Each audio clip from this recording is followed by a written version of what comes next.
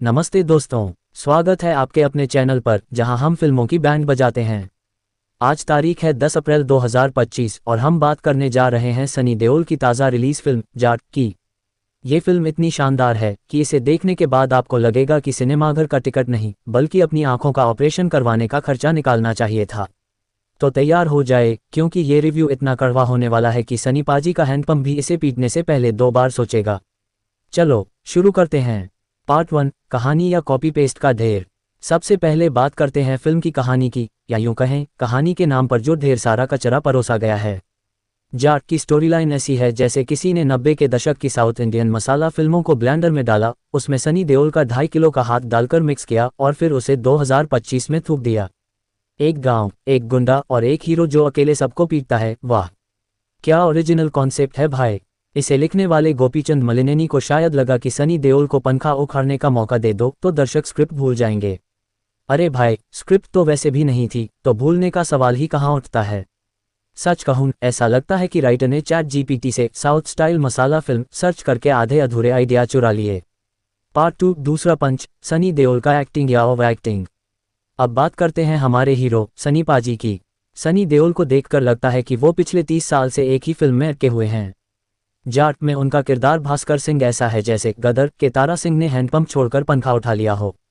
हर scene में सनी पाजी चिल्लाते हैं, मैं जाट हूँ। सिर कटने के बाद भी हथियार नहीं छोड़ता। अरे भाई, सिर कटने के बाद हथियार छोड़ने की जरूरत ही नहीं, क्योंकि फिल्म देखते वक्त दर्शकों का दिमाग पहले ही कट चुका होता है। और वो डायलॉग डिलीवरी, ऐसा लगता है जैसे हर लाइन को चीख चीख कर बोल रहे हैं ताकि पीछे वाली सीट पर सो रहे दर्शक भी जाग जाएं। 67 साल की उम्र में 2.5 किलो का हाथ चलाने की कोशिश तो बनती है, लेकिन स्क्रिप्ट ने उनका 2.5 औंस का दिमाग भी छीन लिया। पार्ट 3, रणदीप हुड्डा और बाकी कास्ट। अब आते हैं विलेन रणदीप हुड्डा पर। रणदीप के पास टैलेंट है, लेकिन जाट में उन्हें ऐसा रोल दिया गया जैसे वो सनी देओल के लिए बस एक पंचिंग बैग हो। उनका किरदार वरदाराजा रणतुंगा इतना फीका है कि लगता है वो सिर्फ इसलिए हैं ताकि सनी पाजी को कोई पीटने को मिले। रणदीप जैसे एक्टर को इस स्क्रिप्ट में डालना वैसा ही है जैसे सोने के गहने को कचरे के ढेर में फेंक देना। बाकी कास्ट विनीत कुमार सिंह, रेजिना कैसेंड्रा, सयामी खेर सब बस सेट पर टहलते हुए दिखते हैं। इनका किरदार इतना बेकार है कि इन्हें फिल्म से हटा दो तो भी कोई फर्क नहीं पड़ेगा। पार्ट 4, एक्शन सीन या स्लो मो का ओवरडोज। जाट के एक्शन सीन की बात करें तो ये इतने स्लो मोशन में है कि लगता है फिल्म को बनाने वालों ने सोचा सनी पाजी को तेजी से लड़ते दिखाया तो दर्शक समझ ही नहीं पाएंगे। हर पंच, हर किक, हर पंखे का उखड़ना सब स्लो मो में। ऐसा लगता है जैसे साउथ की पुरानी फिल्मों से स्लो मोशन का स्टॉक उठाया और जाट में चिपका दिया। और वो बीच का पीछा करने वाला सीन, भाई उसमें तो लगता है सनी देओल गुंडों को नहीं, अपनी पैंट को पकड़ने की कोशिश कर रहे हैं। एक्शन सीन इतने बासी हैं कि वांटेड से भी पुराने लगते हैं। पार्ट 5, म्यूजिक और बैकग्राउंड स्कोर। थॉमना एस का म्यूजिक ऐसा है जैसे किसी ने ढोल नगाड़ों को बिना ट्यून किए बजा दिया। बैकग्राउंड स्कोर इतना लाउड है कि हर सीन में लगता है कोई आपको जबरदस्ती जगाने की कोशिश कर रहा है। गाने, अरे गानों को तो म्यूट कर दो तो भी फिल्म का दुख कम नहीं होगा। थॉमना को शायद लगा कि सनी देओल चिल्ला रहे हैं तो बैकग्राउंड में भी चिल्लाना जरूरी है। नतीजा, एक ऐसा साउंड ट्रैक जो आपके कान को सजा देता है। पार्ट 6, डायरेक्शन या डायरेक्शनलेस मेस। गोपीचंद मलिनेनी, जिन्होंने इसे डायरेक्ट किया, शायद सोच रहे थे कि सनी देओल को पंखा उखाड़ते दिखा दो, बाकी सब अपने आप हो जाएगा।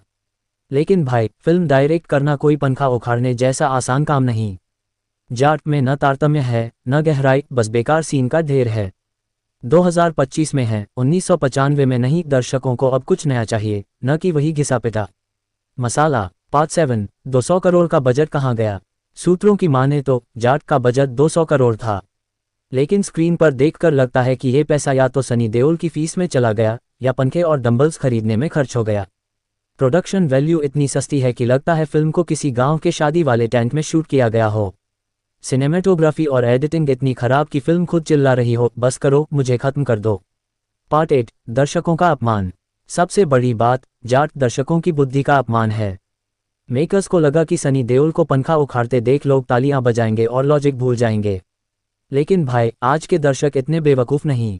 गदर 2 की सफलता के बाद उम्मीद थी, लेकिन जाट ने साबित कर दिया कि हर बार 2.5 किलो का हाथ काम नहीं आता। फाइनल वर्डिक्ट, स्टॉज या सजा। तो दोस्तों, जाट को मैं 5 में से 1 स्टार देता हूं, वो भी सिर्फ सनी देओल के 67 साल की उम्र में स्टंट के लिए। बाकी ये फिल्म एक ऐसा क्राइम है जिसकी सजा सिनेमाघर में 2.5 घंटे बैठकर भुगतनी पड़ती है। Grand finale. कुल मिलाकर जाट एक ऐसी फिल्म है जिसे देखकर आपको खुद से नफरत हो जाएगी। इसे देखना वैसा है जैसे आपने चिकन ऑर्डर किया हो और थाली में कच्ची गोभी आ जाए। अगर आप इसे देखने का सोच रहे हैं तो उससे अच्छा है दोबारा ये रिव्यू देख लो, कम से कम हंसी तो आएगी। और भाई, अगर फिर भी जाट देखने गए तो सलाम है तुम्हारे धैर्य को और रिप तुम्हारे आईक्यू को। तो दोस्तों, अगर ये रिव्यू पसंद आया तो लाइक ठोकना, शेयर करना और कमेंट में बताना कि अगली बार किस फिल्म की बैंड बजानी चाहिए, क्योंकि जब तक ऐसी फिल्में बनती रहेंगी तब तक हम बैंड बजाते रहेंगे। धन्यवाद।